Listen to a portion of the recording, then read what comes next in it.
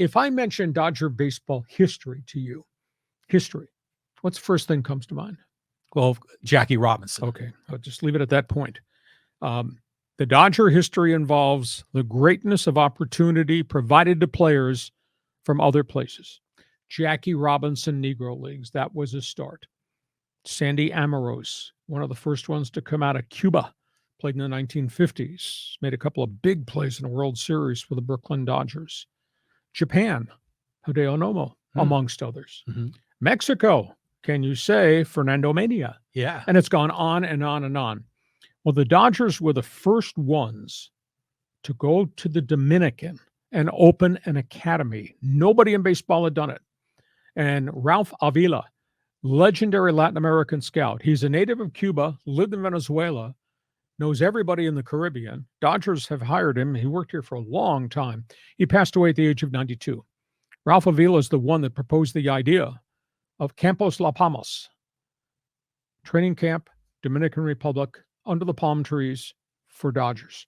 Every kid on the island wanted to sign to play for the Dodgers. And the Dodgers kind of owned that quadrant of the globe for a while. Then everybody else started to put academies into the Caribbean to find players.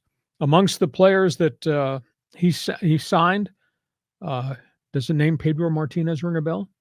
Does the name Ramon Martinez ring a bell? How about Raul Mondesi, Mariano Duncan, Jose Vizcaino?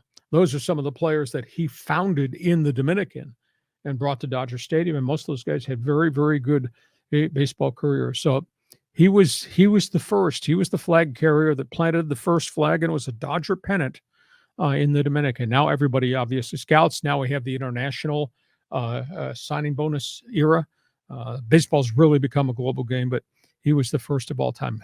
Tremendous, tremendous man. And when you just think of the legacy of Dodger baseball, starting with the first black to the first Cuban to the first Mexican to what they did in the Pacific Rim, and obviously what Ralph Avila did in the Dominican. And his son, Al Avila, longtime general manager of Detroit Tigers, that family tradition continued. Yeah, well, I mean, you gotta tip your hat to the Dodger franchise because they didn't, put up with a lot of this racial discrimination, ethnic discrimination.